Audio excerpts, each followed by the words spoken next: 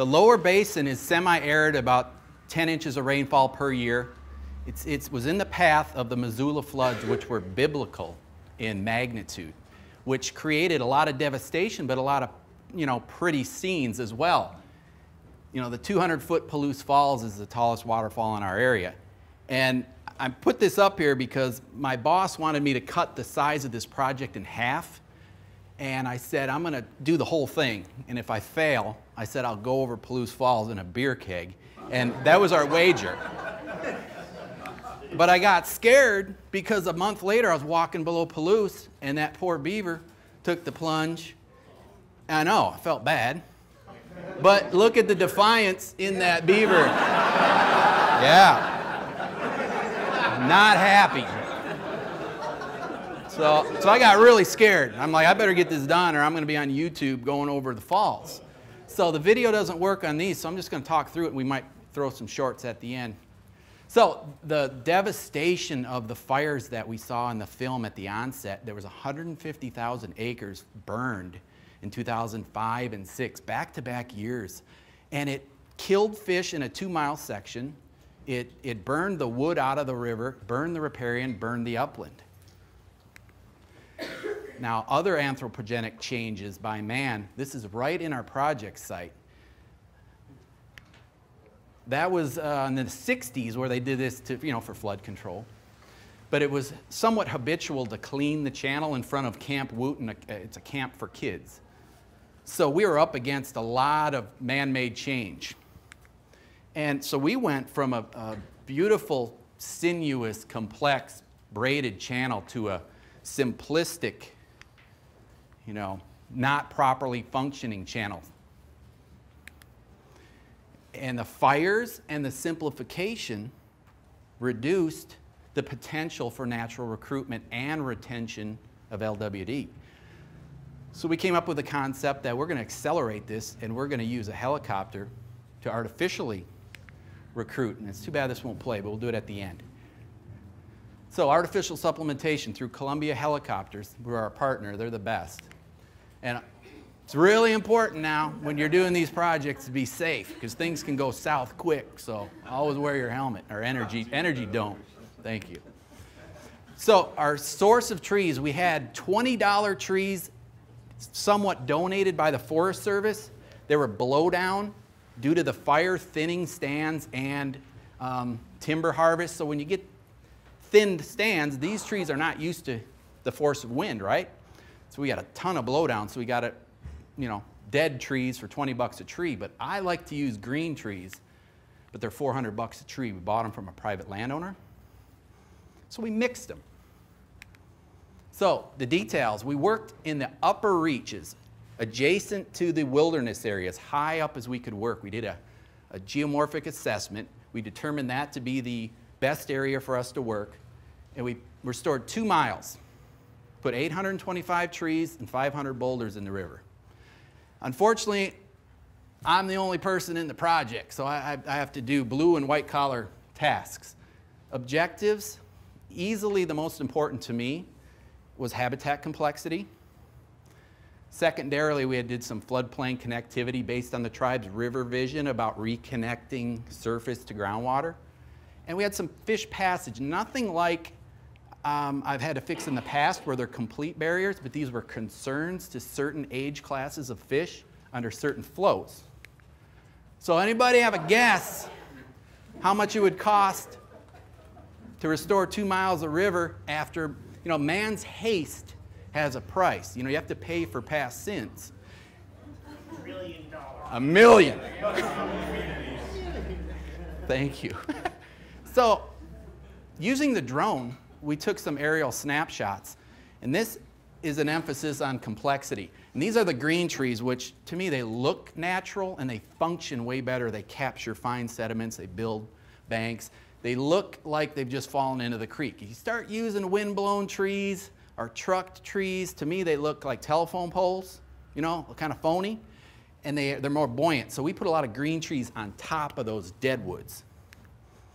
On the ground though, we don't use a cookie cutter, design like we're gonna do this particular design at these 13 spots in the reach. Every one of our 58 structures was unique. And it depended on site-specific needs and objectives. So on the ground, you know, every single structure was different, and this illustrates it right here. And look how good the green trees work. I love using those. So that's a real wide variety of configurations. We had some trees that were hazardous. The helicopters balked at, they said, we're not going to move those. So we implemented from the ground as well. This is a 40-inch DBH ponderosa pine. Now there was a big 13-foot piece of basalt that had collapsed due to the weight of the tree. And that basalt rolled down the hill, and it was not in the river. So we pulled, after we broke 2 chains, we almost gave up. We said one more try, and it finally came loose. So we pulled that tree into the river, and that's the big rock that was under that tree that collapsed. So instead of having those on land, we wanted to put them in the channel. Put them together, and you go from a rapid or a riffle to a series of complex scour pools within a short amount of distance. So secondarily is the floodplain connectivity, and we basically accomplished this through building 5 braids. I don't like to build braids from scratch in terms of making a lot of, I guess, disruption in the riparian. I like to look at aerial photos, historical, find archaic channels, and just add water and water them up. So there's not a long recovery period or a big footprint. The tribe's natural process is really embedded in me. And that's how a lot of our braids look. You know, riparian's already established. So it's not like we have to plant trees for the next 5 years to get some shade on it. Fish can move in there right away. That's what our 5 braids look like.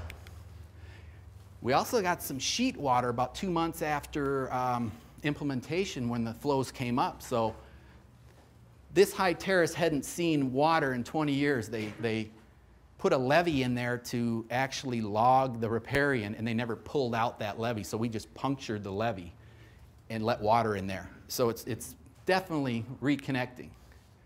And this is just a technique on how we made a lot of our major braids with an apex island bar jam and a big ELJ, and just divert after we worked in the dry. So obviously that's not a complete barrier, right? But it was a concern. It's out of compliance in the state of Washington. We had too high of a step height. So the Forest Service wouldn't let us take out this old cross vein because they were worried about infrastructure. So we proposed to pull out the middle boulder. They wouldn't let us do that. So we went with a roughened channel over half, just half of the stream, the wetted channel. We built a roughened channel. And then we put a couple of big root wads to kind of make the thaw wake kind of back up and increase the depth of the water. So looking down from the bridge, this is the a lot of white water, and the step was like 16 inches high, and it's supposed to be under 9. We eliminated that with the roughened channel, but we retained a nice scour pool, and we put complexity in with our biggest root wads that we flew in. And then this is like the most visible area to the public. It's on a bridge, and we wanted to show people that we're using our salmon recovery dollars effectively and responsibly. So we wanted this to be like postcard, just pop. And so we put some our biggest boulders in there to create riffle with pocket type habitat. That doesn't work. We'll play that later. It's just going to show a plain bed form riffle versus, pre-conditioned versus a treated, heavily treated area with wood. And with, physical change, we want a biological response. So we did increase the wetted channel length by over 1,200 meters with 5 braids. Our pools increased by over 100. And a lot of that had to do with the braids were bone dry, and then we stuffed them with wood, and we got a lot of pools in the braids. We had double the habitat complexity unit types within the same length of stream, so our complexity went way up. Overhead cover, obviously, undercut bank went way up. And the river complexity index is just a measure of sinuosity and braiding. It tripled. So you're on. We're going to try to play some short videos. How much time I got? Okay. These upper hills were mature conifers, and they're very barren from the fire. But the bed form really suffered too. So our restoration efforts will focus on regaining some of the complexity that should be in existence in the upper Tucannon. Sorry these aren't synced well. They were embedded in PowerPoint. It just didn't want to go for us.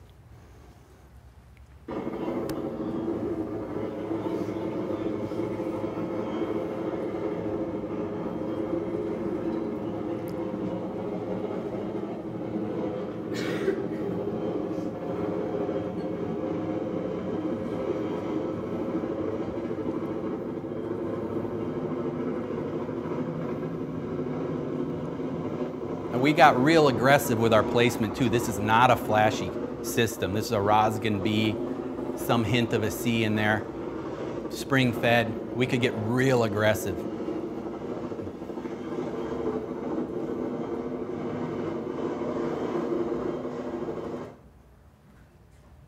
Okay, this is where we're finally got it to go.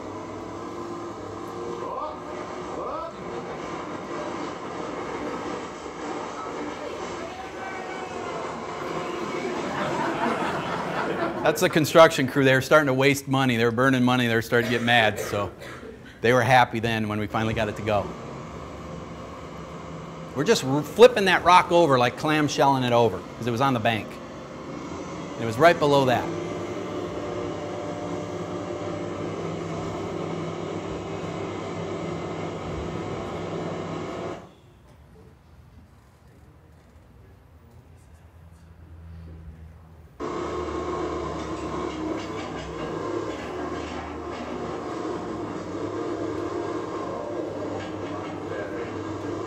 Yeah, that thing was riding high, so we had to take a scoop out of the substrate to embed that thing better. Of our 1,242 additional meters of wetted channel habitat, the bulk of it is constituted in 5 braids that we've created. And fortunately, all of the 5 braids have excellent physical habitat metrics instantly established due to having good riparian. And all we had to do was just add water. So this is ready for fish to inhabit right away.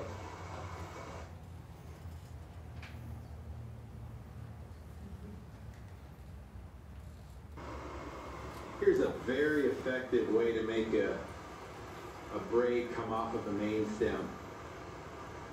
Using a real strong engineered log jam, and then a version of an apex island jam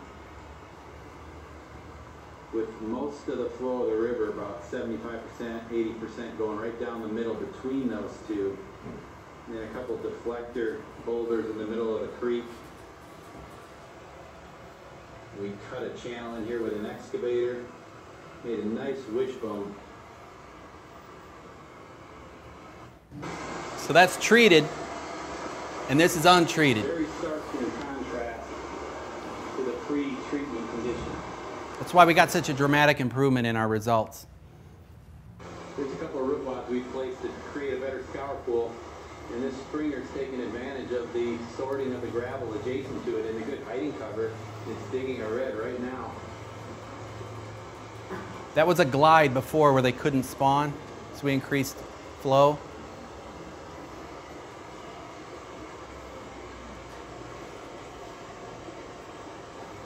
This is really successful because here's another springer. A big one. Good shape, too. We had a real low return. Good to see. Really low, alarmingly low this year. Oh, this is where I said nothing absolutely went wrong the whole time. Everything was perfect. Not one single thing kept me up at night or nothing. Everything was just right on. Nope, nope. Yeah, we crashed the drone. Caused some damage to it, too. Had to refilm. This is what we walked into a half an hour before flight time. Worst. Surprise. 50 yards from where we're going to set our first log. I told everybody at the camp, the warden and everything, and it was a church group, and the guy running the church group would not get off the lake. He said, this is public property. I said, I know, but we're literally flying 10,000-pound trees in like 5 minutes. Now it's 3 minutes. Did not want to get off the water.